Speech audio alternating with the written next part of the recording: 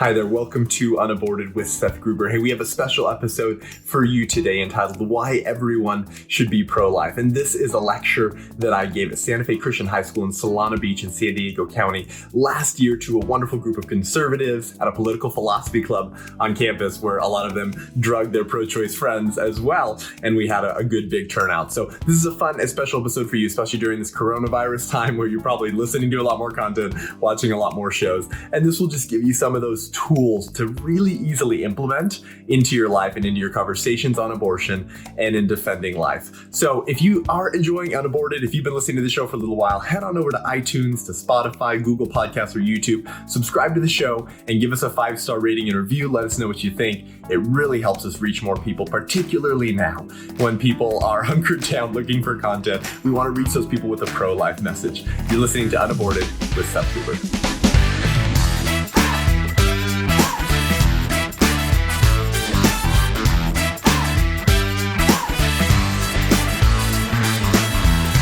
Awesome. Good to be here with you guys. I love that the majority are female because, as it turns out, the feminist movement is not a pro-choice movement. The feminist is a pro-life movement because feminists believe that all women are equal in value, which means all women have to be equal in value from the moment that they're females, which would be the moment of conception. So this is very encouraging to have so many women here today. By raise of hands, how many of you would agree that it's wrong to kill an infant? A newborn, already born, outside of the uterus. Okay, good, that should be everyone. If it wasn't everyone, come pray with me afterwards. So I'm glad you agree with that. Now, does anyone want to yell out why it's wrong to kill infants? They're the same as us, even though they're smaller. Very good answer. Anyone else? They're innocent. They're innocent. And they're human beings, right?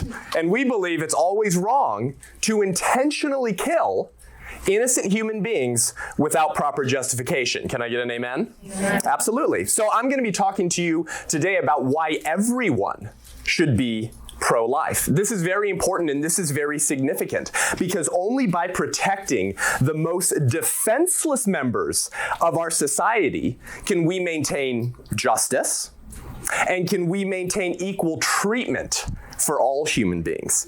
You see, if you can justify in your mind the barbaric mistreatment of the most defenseless members of the society, how much easier is it to justify the mistreatment of anyone else? It's only by protecting the rights of our most defenseless human beings that we can maintain human equality for all human beings. So my thesis and my statement this afternoon is simple. Everyone should be pro-life because everyone should be opposed to killing innocent human beings without proper justification. And so I'm going to make a very simple argument for why everyone should be pro-life. And I encourage you to follow what is called the common master.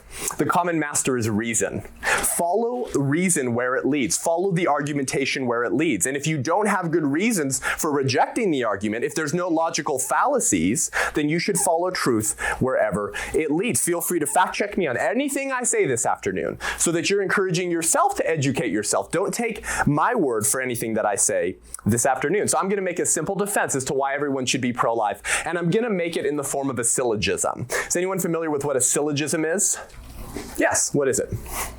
Never mind. Okay, no worries. A syllogism is simply a form of argumentation that lays out your basic premises, and if both premises are true, logical, and sound, if there's no reasons to reject the premises themselves, then the conclusion would naturally follow. So here is our syllogism, simple defense of why everyone should be pro-life. Premise 1 says this: it's always wrong to intentionally kill innocent human beings without proper justification.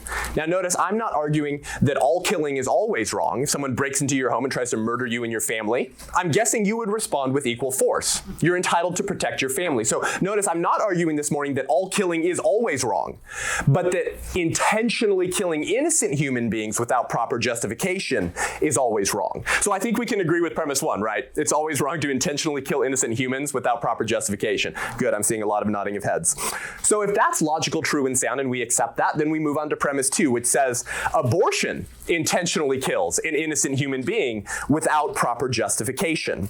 If those premises are both true and sound, the conclusion that naturally follows is that abortion is always wrong, right? Now, if you're not pro-life, or there's people in your life who are not pro-life, it's going to be premise 2 that you take an issue with, right? If you want to avoid the consequences of this logical argumentation, you would have to reject premise 2 in order to avoid becoming pro-life. So what is in premise 2 that we have to defend if you're going to follow the argumentation that everyone should be pro-life? Well, we have to examine, is the unborn a human being? Because I just said abortion intentionally kills an innocent human being. So we have to examine, is the unborn a human being? We have to examine, does abortion intentionally kill? And then lastly, we have to examine, is abortion ever justified? Because notice I said without proper justification. So let's look at each one of those briefly. Is the unborn a human being? Is it accurate to say that? Well, according to the science of embryology, which is simply the biology of humans before they're born, right? The study of embryos. Embryo is a term that describes a human being at a certain level of their physical development. So you used to be a zygote, then you were an embryo, then you were a fetus, then you were a newborn, then you were an infant, then you were a toddler, then you were a teenager. These are all terms that describe the same human being at different levels of their development. So according to the science of embryology, which you should be learning in your biology classrooms, here's what we learn. From the moment of conception, when sperm and egg cease to exist and there's a new human being at conception, that human being is a distinct, living, and whole human being. Okay, what do those terms mean? Distinct, living, and whole. Distinct means separate, right? Distinct means you're unique. Distinct means I'm not you and you're not me.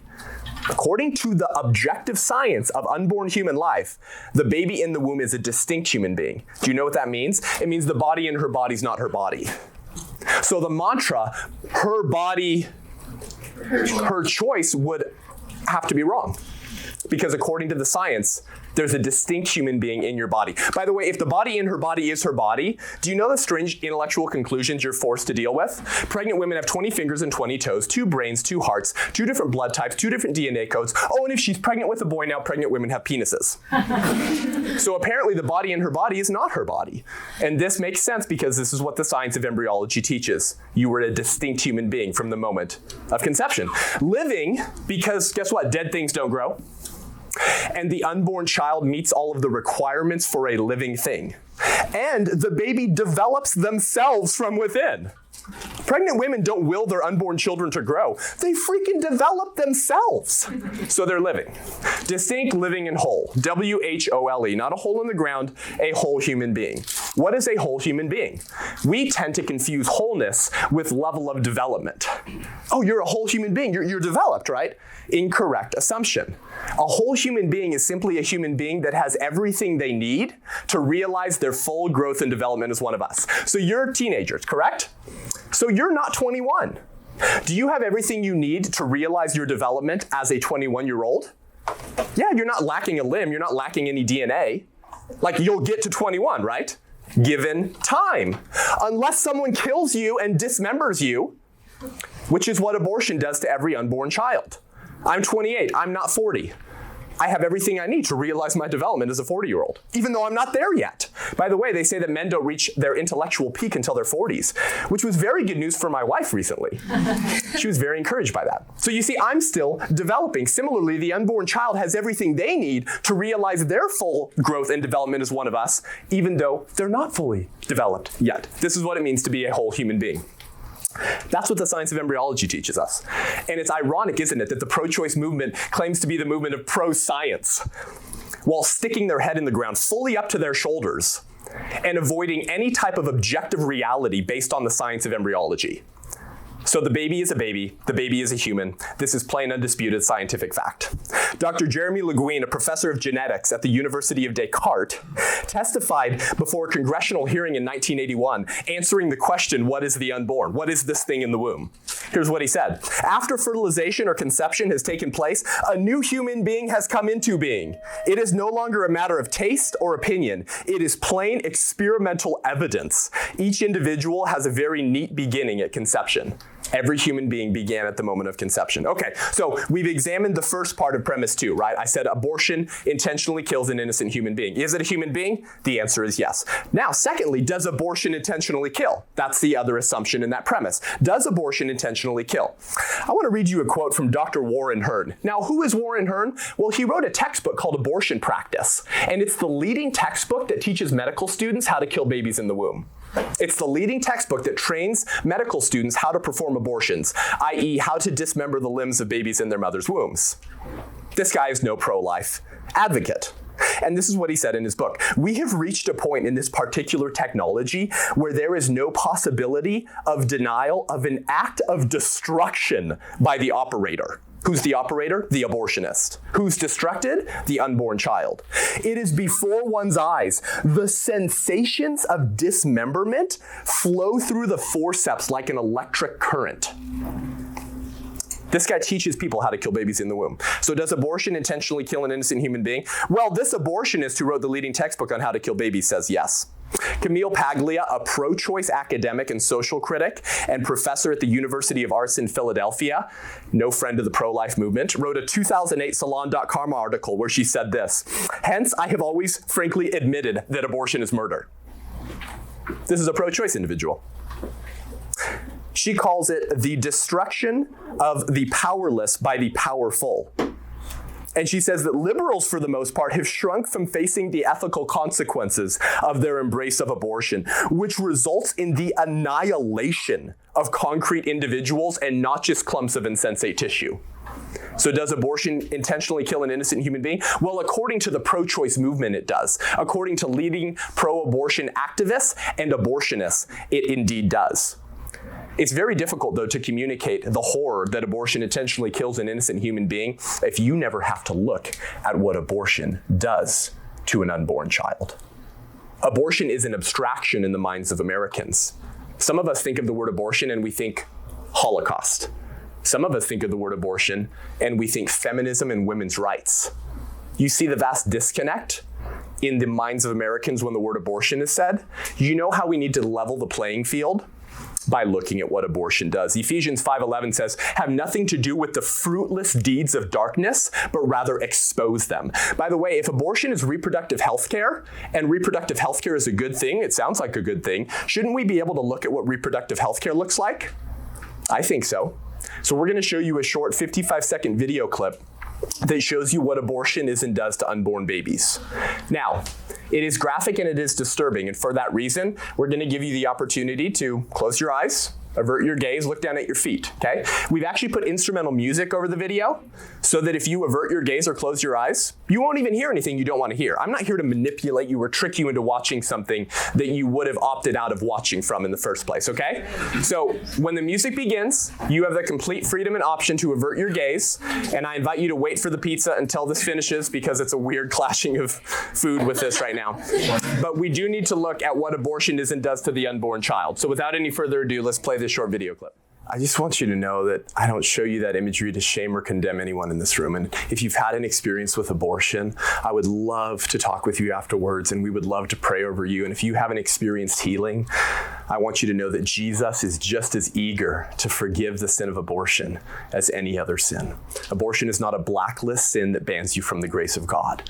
And if you don't believe that, I encourage you to remember the story of King David, who after he slept with Bathsheba and committed adultery and created a new human being, he arranged to have her husband murdered. King David, a man after God's own heart, arranged the death of an innocent person. Abortion arranges the death of an innocent person, but there was grace for King David and there's grace for you. And King David said regarding his baby that died, "He will not return to me, but I will go to him."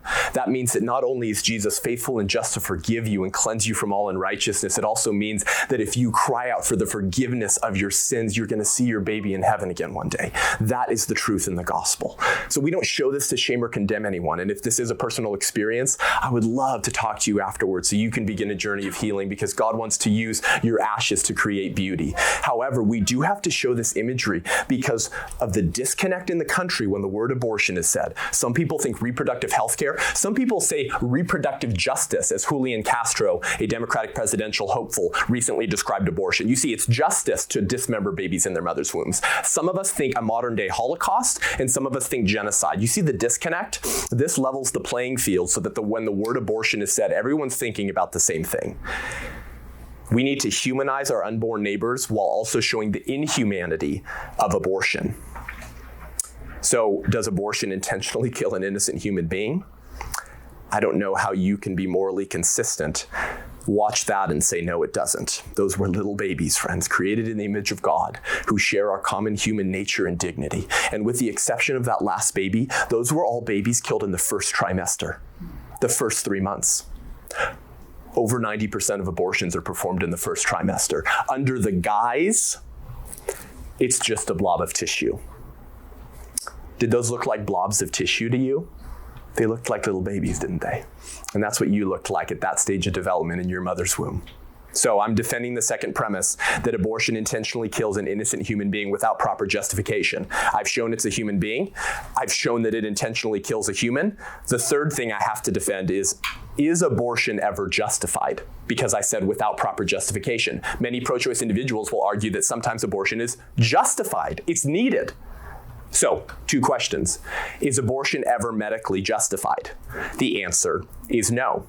Many people think that if the mother's life is threatened and the continuation of the pregnancy might lead to the mother's death, that the solution is an abortion. You do not need to intentionally dismember the baby to save the mother's life. You can either induce early labor and deliver the baby prematurely, or you can perform a cesarean section, a C-section, to remove the baby. Now, if the baby is not developed enough to survive outside the womb, the baby will likely die. But do you see the moral difference between delivering the baby and giving them their best chance at life and going in with forceps and ripping limbs off? Do you see the difference? Very different. When we deliver a baby early, because we have to in order to save the mother's life, the intention is not to kill the baby, is it? What's the intention? To save the life of the mother. What is the intention in every abortion? A dead baby. Intention is very important from a moral perspective. So is abortion ever medically justified? No, because you can always deliver the baby early or perform a C-section, save the mother's life, and give the baby the best chance at survival, especially as our scientific and medical advancements continue to advance to save preemie babies at earlier and earlier stages. So it's never justified medically. In fact, the Dublin Declaration is a declaration of over 1,000 signatures right now of OBGYNs, nurses, midwives, doctors, medical professionals, and neonatologists all agreeing with this statement: abortion is never medically necessary. And so it's never justified. Okay, how about, is abortion ever morally justified? It's not medically needed or justified. What about morally? The answer is, again, no. Now, pro-choice individuals are going to argue that abortion is morally justified, right? Obviously, that's their contention, right? That's the argument of the pro-choice movement. Abortion is morally permissible or morally necessary, or some people even say a moral good. There's a whole movement right now called #ShoutYourAbortion.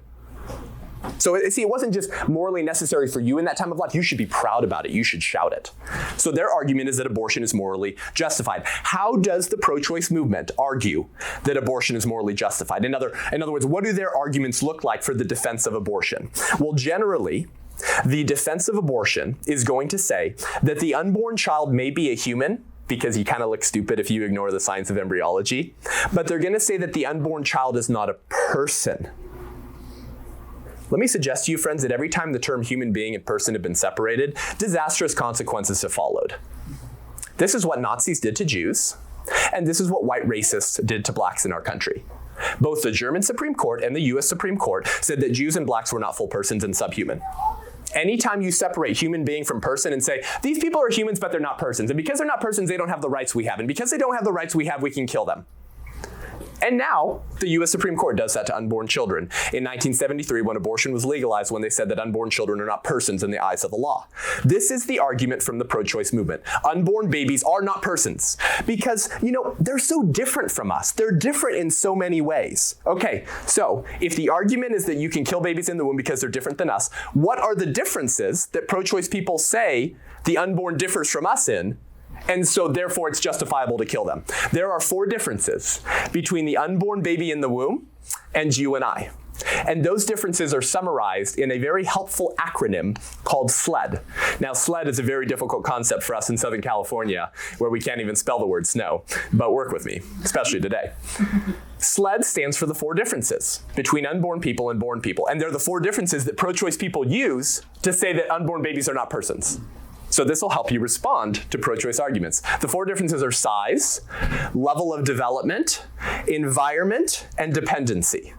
Size, level of development, environment, and dependency. Let's look at each of those briefly. S stands for size. Is the unborn child smaller than the newborn child? But aren't newborn children smaller than toddlers and toddlers smaller than teenagers? Who in here is under 6'3"?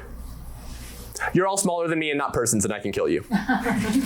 Well, that's pretty disgusting, Seth. Yeah, it is, because human rights and human value isn't based on size, is it? What do pro-choicers say about unborn children? Oh, you mean that blob of tissue you can't even see in the first 5 weeks? How could that be a person with rights? But do we have value and humanity in virtue of our size or in virtue of our humanity? In virtue of our humanity, because we all differ according to size, don't we? So if it would be wrong for me to kill you because you're smaller than me, it's equally wrong to kill unborn children simply because they're smaller than us. So size is not a good reason to kill unborn babies. But that's the first difference that pro-choicers use to deny personhood to the unborn. The second is level of development. Yes, it's true the unborn child is less developed than the newborn child. But aren't newborn children less developed than toddlers? Aren't toddlers less developed than teenagers? I'm 28, which means all of you, with the exception of the teachers and parents, are less developed than me in virtue of being younger. Your younger siblings are less developed than you in virtue of being younger. Your grandparents are more developed than your parents in virtue of being older. But if human value comes from level of development, does that mean that it's okay for grandparents to kill their grandsons because the grandsons are less developed? What a silly contention. Because human value and a right to life doesn't come from level of development, does it? It comes from a human nature, which we all share. So what does the pro-choice movement say about unborn children? Ah, come on. The baby can't feel pain yet. It can't survive outside the womb. It doesn't have brain waves. It's not conscious. It's not sentient. Its heart's not beating yet. So we can kill it. What is necessary for the unborn child to realize those capacities? A level of development. They will realize all of those capacities with a level of development, won't they? So if it would be wrong for me to kill you because you're less developed than me, it's equally wrong to kill unborn children simply because they're less developed than us, if they're human beings. And the science has spoken they're human beings. Size, level of development, the first 2 differences between unborn people and born people. And notice, they're the same differences we all differ in. The third difference that pro-choicers use to deny personhood to the unborn is environment, or location, the environment you find yourself in. Is the unborn child located in a very unique environment? Yeah, it's called the womb, right? It's called the uterus. By the way, you're all former womb dwellers, by the way. We all came from wombs, and none of us got here without starting in a womb. So the baby is exactly where they're supposed to be. The womb is exactly where that unborn child is supposed to be. But notice we're all in different locations right now, aren't we? In fact, the distance between us is a significantly further distance than the unborn child travels during childbirth. The baby moves all of 6 inches through the birth canal. A change in location. And our country says it is both moral, legal, and just to dismember you limb from limb simply because you're in the womb, which is where you're supposed to be. But do you know any pro-choicers who advocate for killing babies already born? I don't. With the exception of a few morally depraved philosophers, every pro-choice person rejects the killing of that same baby once they're born. But does the baby receive some magical personhood conferring fairy dust as it's born? Oh, now you're out of the womb. Congratulations. Personhood, human rights. Where one is has no relation to who one is. So if it would be wrong for me to kill you because you're located over there and not up here, it's equally wrong to kill the baby simply because they're located 6 inches away where they're supposed to be. The womb, where you came from. As Ronald Reagan says, I've noticed everyone who's for abortion has already been born. So you're all unaborted human beings. You made it. Your mother made the right choice. And now every unaborted human being, every pro-choicer who is an unaborted human being, advocates for the moral and legal right to kill other babies before they're born. Where one is has no bearing on who one is. Size, level of development, environment or location, and dependency. The fourth difference between unborn people and born people, and the fourth difference that pro-choicers use to deny personhood to the unborn and justify killing them. Is the unborn child dependent on the mother? Yeah, of course. And in that first 3 months, it's called first trimester, and the second trimester, early second trimester, the unborn child could not survive apart from their dependency on their mother. Now, many pro-choice moderates, meaning pro-choicers who don't support abortion to the day of birth, just up to like the second trimester or third trimester, some pro-choice moderates say, okay, pro-lifer, I'll agree with you that abortion is wrong once the baby can survive outside the womb. Another way of putting that is once they're not dependent on their mother. Okay, then I'll admit once they're not dependent on their mother that it's wrong to kill them. But did you know that medical and scientific advancements are enabling us to make unborn children not dependent on their mother at earlier and earlier stages? So if your right to life and right to not be killed by someone else only starts once you're not dependent on your mother and can survive outside the womb, does that mean that human value and a right to life constantly shifts and changes based off of how advanced our medical and scientific advancements are? What a strange world. Because our human value isn't based on our dependency on someone or something else, is it? It's based on our human nature. The unborn baby is supposed to be dependent on the mother at that stage of their development. That doesn't mean they don't have value. Similarly, I think we can all think of born people in our lives who might be dependent, same word, right? Dependent on caretakers, heart pacemakers, kidney machines, insulin if you're a diabetic, or even life support. Notice they're all dependent on something without which they cannot continue to live. Can we kill them and call them non-persons because they're dependent on someone or something else? Just like the unborn baby is dependent on someone else, the very person they're supposed to be dependent on, their mothers. So these are the four differences between unborn people and born people. And they're the differences that pro-choicers use to strip personhood from the unborn and say we can kill them. Notice, the unborn differs from us in the same ways that we differ from one another. Does that make sense? We all differ according to our, what? Size, level of development, location, and dependency. So if it would be wrong for me to kill you based off of those differences, it's equally wrong to kill unborn children based off of those differences. If what? If they're human beings. And the science of embryology speaks loudly and clearly that those are human beings from the moment of conception. So I have fairly adequately defended the second premise, which is that abortion intentionally kills an innocent human being. I've showed that they're a human being. We know they're innocent because nobody snuck an AK-47 into the womb. So they're not shooting back, they're not killing you. They're innocent. I've shown that there's no justification for abortion, and I've shown that abortion does indeed intentionally kill an innocent human being. So if both premises are correct, then the conclusion follows, and let me recite them both for you. Premise one, it's always wrong to intentionally kill innocent human beings without proper justification. We all agreed with that one, remember? Premise two, abortion intentionally kills an innocent human being without proper justification. If both of the premises are true, logical, and sound, the conclusion follows, which is that abortion is always wrong. Friends, abortion is an issue of human equality, you see? It's not an issue of reproductive health care, feminism, or women's rights. It's an issue of human equality. What does that mean, human equality? It means, are we all equal based off of our humanity? Or are some human beings more valuable and some less valuable? And the more valuable ones get to dictate if you can kill the less valuable ones, because the unborn is indeed a human being. So abortion fits into the larger issue of human equality. Are all humans equal in value, or are some less valuable and can therefore be justifiably killed? I am the equality advocate. The pro-life movement is the equality advocates, because they're the only ones saying that it's always wrong to intentionally kill all innocent human beings, whether born or unborn. So abortion is always wrong because it is a choice for the death of an innocent baby, a human being who differs from us in the same ways that we differ from one another, namely according to size, level of development, environment, and dependency, and yet is still a distinct, living, and whole human being with equal rights. So look around the room and look at one another. This is the chance for the men to check out the girl they've been wanting to ask out on a date. And ask yourself this simple question: what do we all have in common? What do we all have in common? Are you equal according to your academic talent and athleticism? No. Are you equal according to your age, size, and gender? You don't have anything in common except a human nature. That's the only thing all human beings have in common, is a human nature. It's only by grounding our human value and our right to life in our human nature that we can maintain human equality. This is why I am pro-life. This is why you should be pro-life. And this is why everyone should be pro-life. Now go out there and give them heaven. Thank you.